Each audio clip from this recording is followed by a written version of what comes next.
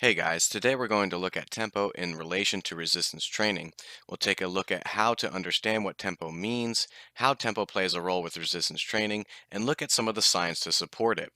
Resistance training tempo isn't very different from the tempo of music. It's the rate at which the song, or in this case, the repetition progresses.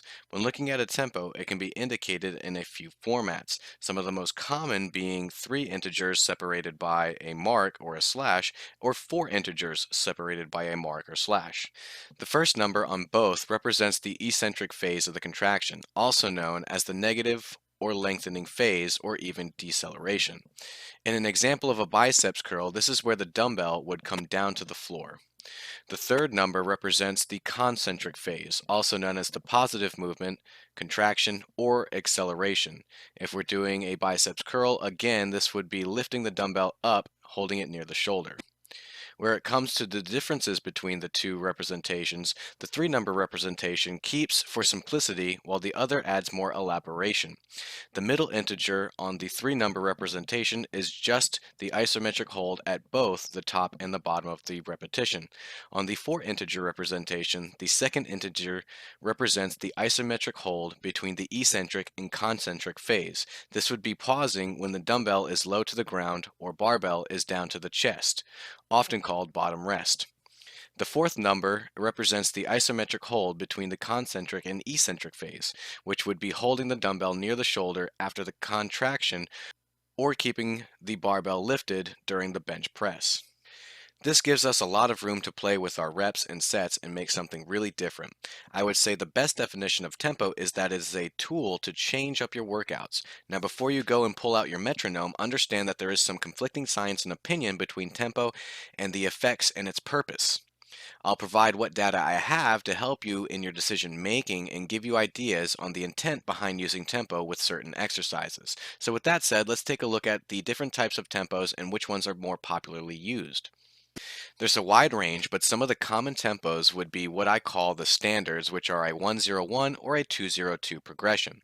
We could see what might be considered a medium tempo at a 402 or something even slower at a 604.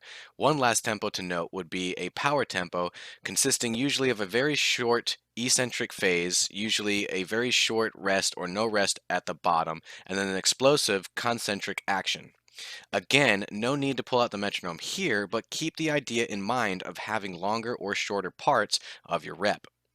When considering tempo, it all comes down to first and foremost fun and preference. Then as we look at some of the research, we can make our own decisions on the purpose and goal of the exercise. The easiest to explain would be the goal of strength increase. One study from 2011 that tested 1 rep max and hormonal increase between a standard tempo with a longer concentric phase of 204 with a standard tempo of 202 showed that heavier loads can be lifted and more work performed with faster concentric phases of a 2.2 tempo. Another study from 2019 measuring the power output between faster and slower eccentric cadences showed that power output was significantly lower with a slower eccentric phase versus a faster deceleration. These two studies together would indicate that increasing the time on either the eccentric or concentric end of the movement will lead to a loss of power, lower weight volume, and lower number of repetitions, which wouldn't be conducive to the true nature of strength progression. Another study conducted in 2018 that tested the number of reps and time under tension between a standard tempo of 202 and slower tempos of 503 and 604 revealed that more reps could be performed with a faster tempo.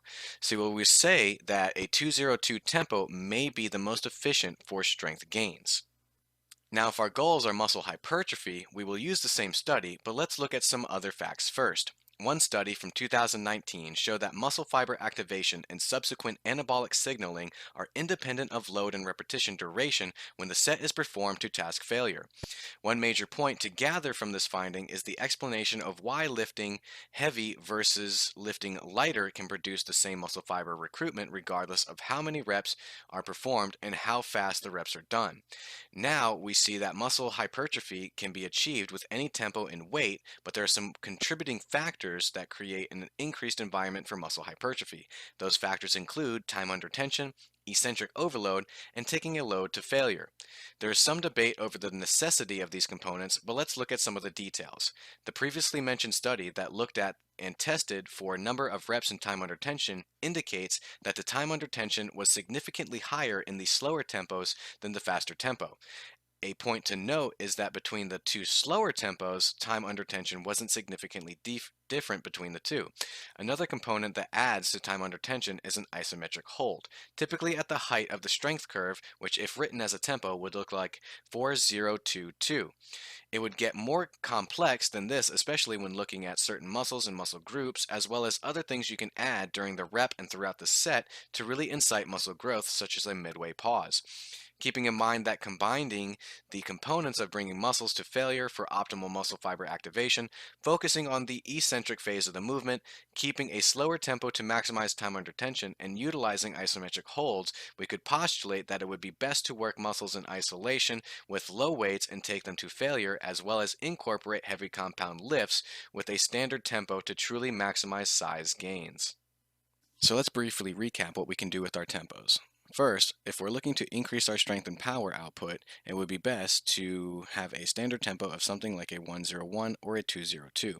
Let's not forget that we will have muscle hypertrophy lifting heavy loads with a quick tempo. If our goals are muscle hypertrophy and increasing endurance, we can use a tempo within a range of 402 and 604. I would say that these would be the ideal ranges, as some studies have shown that tempos of 8 to 10 seconds or even longer have proven to be highly ineffective. With this type of tempo, we can expect to increase our time under tension, incorporate longer eccentric phases for overload, and we can opt to do a slightly lighter weight and take it to failure, since we wouldn't want to fail a set with a heavy weight.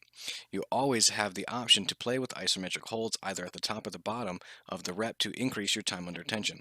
Lastly, let's not forget about the explosive tempo for power and sports exercises of a 1 second eccentric phase, a 0 to 1 second bottom rest, and an explosive concentric phase. Well, this is all I have for you in this video today. I tried to be as brief and as specific to just tempo and the reasoning behind it as possible. If you feel I left anything out, feel free to leave me a comment below, and I'll do my best to address any questions either in a comment or it would give me something to make a new video about. If you found the video helpful, go ahead, hit that like button, subscribe to the channel, and turn on the notifications to catch my later videos. Thank you guys, and have a great day.